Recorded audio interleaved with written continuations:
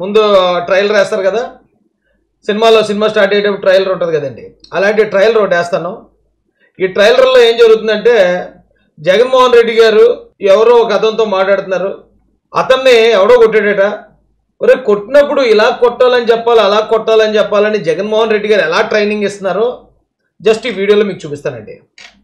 ఇది వైఎస్ఆర్సీపీ అంటే వైఎస్ఆర్ కాంగ్రెస్ పార్టీ వైఎస్ఆర్సీపీ అని వాళ్ళ అఫీషియల్ పేజ్. ఇది వాళ్ళ అఫీషియల్ పేజ్లో వాళ్ళు రాసిన చెత్త ఏంటంటే, టీడీపీ గూండాల దాడిలో గాయపడిన వైఎస్ఆర్సీపీ కార్యకర్త కాల్ చేసి మాట్లాడిన వైఎస్ జగన్ గారట.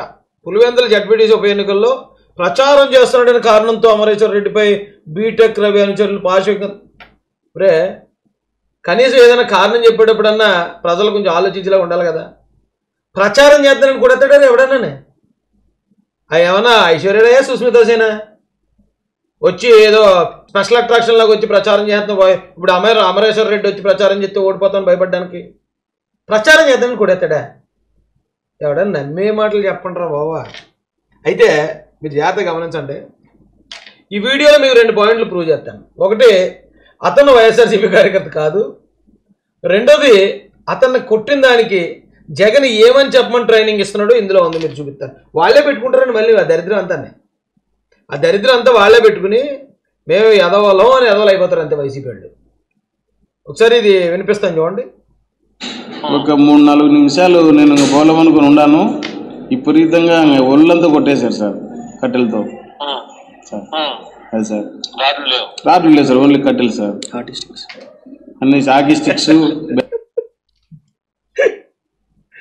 ఇప్పుడు దెబ్బలు తిన్నోడికి తెలుసు కదా దేంతో కొట్టారో, దేంతో దెబ్బలు తిన్నాడో.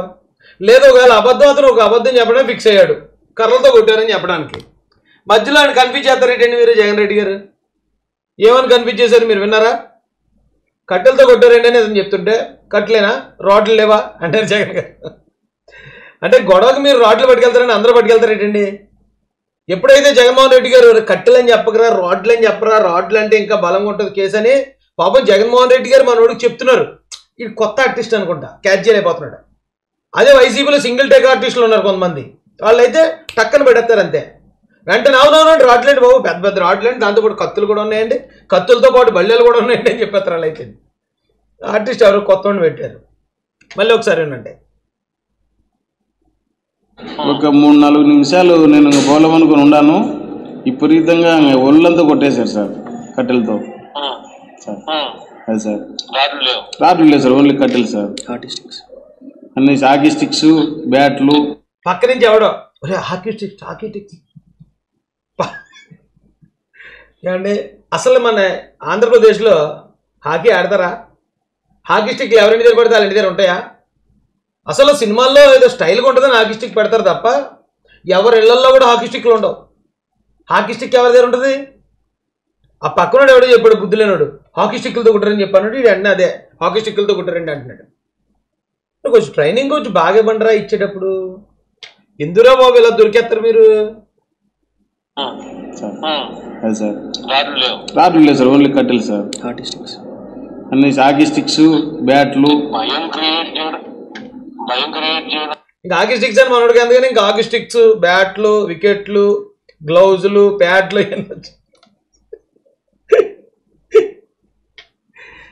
మళ్ళీ దీన్ని సిగ్గు లేకుండా పట్టుకెళ్ళి వాళ్ళు వైఎస్ఆర్సీపీ అఫీషియల్లో పెట్టుకున్నారు. అవునవును సార్, ఓన్లీ భయం క్రియేట్ చేయాలా. తిరగద్దీళ్ళు యాక్టివ్గా తిరుగుతున్నారు కదా అట్లా సార్. మనం జెడ్పీటీసీ కూడా ఇండిపెండెంట్గా వేసాము కదా సార్. ఇప్పుడు జెడ్పీటీసీకి ఇండిపెండెంట్గా వేసాడట. వీడు వైసీపీ కార్యకర్త అయితే వైసీపీ నుంచి కదా పోటీ అటు వైసీపీ నుంచి కదా పోటీ చేయాలి, అటు ఇండిపెండెంట్గా ఎందుకు చేసాడండి? పైన మళ్ళీ ఏం రాశారు చూడండి, టీడీపీ గూండాల దాడిలో గాయపడిన వైఎస్ఆర్సీపీ కార్యకర్త. ఎందుకురా ఈ దరిద్రం? బతికిన కొన్ని రోజులన్నా కొంచెం నిజాయితీ బతకొచ్చు కదా. ఇలా ఎదపనులు చేస్తారు, ఏదో తప్పుడు ఆరోపణలు వక్రీకరణ చేస్తారు, అది ఆధారాలతో పాటు మళ్ళీ మీరే పెట్టుకుంటారు దాన్ని. ఇదేం దరిద్రం నాకు అర్థం కాదు. అసలు వైసీపీ కూడా కాదట. అంటే ఒకవేళ అక్కడ ఏదైనా చిన్న చిన్న గొడవ ఉంటుంది, ఒరాడు ఎవడో గొడవ అయింది కదా, ఎవరెవరో కొట్టుకున్నారు కదా అని అంటే ఎలా తీసిరండి, నాకు ఫోన్ చేయించండి, నేను మాట్లాడేస్తాను, రాడ్లతో కొట్టారని, హాకీ స్టిక్లతో కొట్టారని, లేకపోతే బ్యాట్లతో కొట్టారని చెప్పండి, వైసీపీ కార్యకర్త అని చెప్పండి అని చెప్పి చేశారు. చూడండి ఎంత పెంట అయిందో. ఇది ఇప్పుడు జనం చూస్తారు, ఏమంటారు, చిత్తు అంటారు కదా. రాక్షసులు అయిపోయినారు కలియుగం అంటే ఇంకా ఈ పరిపాలన చూస్తేనే కలియుగం అనిపించింది. అదే అదే సార్. కొంచెం ఎక్కడికి పోయినా కూడా కొంచెం మనుషుల్ని ఎక్కువ మందిని పెట్టుకొని పోతాడు. ఇదంతా రాక్షసులు, ఇదంతా డైరెక్ట్ గానే ఉంటుంది. రాజకీయాలు అంటే మనం కంపల్సరీ డిప్లొమాల్సిందే. చేస్తాం సార్. వాళ్ళు ఎంత చేసినా అంత గట్టిగా బంతిని ఎంత నేల కొడితే అంత బంతి అంత ఏ చెప్తున్నాడు లీడింగ్ జగన్. ఇంక పాపం ఓదార్చడం రాదు అతనికి. ఓదార్పు యాత్ర ఏదో చేస్తాడు కానీ దెబ్బలు తిన్నవాడిని ఏం మాట్లాడాలో ఎలా ఓదార్చాలో ఆయనకి తెలీదు.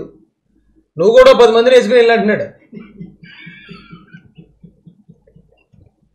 ఏది చూసినా ఆయన నోటంటూ మాట వచ్చిందంటే అది హింసాత్మకంగానే ఉంటుంది తప్ప ఎవరైనా పెద్ద మనిషి ఏం చెప్తారండి? గొడవ అయిందని ఎలా కొట్టారంటే నువ్వు అర్జెంటుగా పోలీస్ స్టేషన్కి వెళ్ళు, కంప్లైంట్ చేయి, చట్టపరంగా ఆ తప్పు చేసినట్టు సంగతి మనం చూద్దామంటారా? లేకపోతే నువ్వు కూడా ఈసారి 10 మందిని వేసుకెళ్ళి నువ్వు ఆగిపెట్టలు ఎట్టుకెళ్ళి అంటారా? ఇదేనేటండి ప్రజలకు నేర్పించేది? అయితే జగన్ ఇక్కడ ఏమన్నాడు ఏంటండి, రాక్షసులు అంటండి.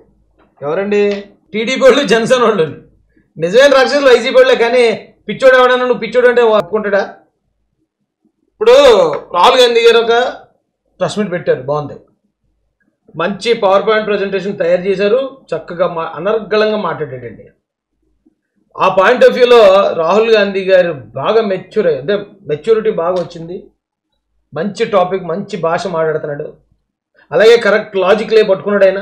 ఆ లాజికల్ ప్రకారం ఆయన అడుగుతుంటే నిజానికి ఆయన అడిగిన కొన్ని ప్రశ్నలకు సమాధానాలు చెప్పలేరు, అలా అడిగాడు. అయితే ఇక్కడే ఉంది పెద్ద బొక్క. రాహుల్ గాంధీ గారు ఎక్కడ మాట్లాడాడు, దేనికోసం మాట్లాడాడు? ఇప్పుడు దాకా ఈ వైసీపీ ఈ బొగడా బ్యాచ్, ఈ సోనియా బ్యాచ్ ఏమనేది? ఈవీఎంలు మ్యానిపులేట్ చేస్తారు చంద్రబాబు నాయుడు గారు, ఈవీఎంలను ఎవరో మోడీ గారి ఆధ్వర్యంలో ఈవీఎంలు మ్యానిపులేట్ చేసి గెలిచారు, ఇది ఈవీఎం ప్రభుత్వం అని ఎవరు మొన్నదాకా. ఓడిపోయిన వాళ్ళు ఖచ్చితంగానే డైలాగే అది. అయితే ఇప్పుడు రాహుల్ గాంధీ గారు వచ్చి ఏమంటున్నారు, దొంగ ఓట్లతో నెగ్గారు అన్నాడు. ఈవీఎంను మ్యానిపులేట్ చేసేలా ఉంటే దొంగ ఓట్లు ఎందుకు వేయాలి అంటే, ఇప్పుడు దాకా వైసీపీ చేసిన ఈవీఎం అనే ప్రచారం అది పెద్ద బొక్క ప్రచారం అని అర్థం, అది అబద్ధం. వాళ్ళు చెప్పే శతకోటి అబద్ధాల్లో అదొక అబద్ధం. ఫస్ట్ ఇక్కడ ఇది క్లియర్ అయిపోయింది. ఇప్పుడు రాహుల్ గాంధీ గారు మాట్లాడింది కరెక్ట్ అని ఈ వైసీపీ నుంచి ఎవడైతే ప్రచారం చేస్తున్నాడో ఆ ప్రచారం చేసే ప్రతి బొకడాగాడికి కూడా ఈవీఎంల మ్యానిపులేషన్ జరగలేదని ఒప్పుకున్నట్టే. First point your honour. Next point వచ్చి రాహుల్ గాంధీ గారు మాట్లాడిన దాంట్లో మీరు జాగ్రత్తగా గమనించండి.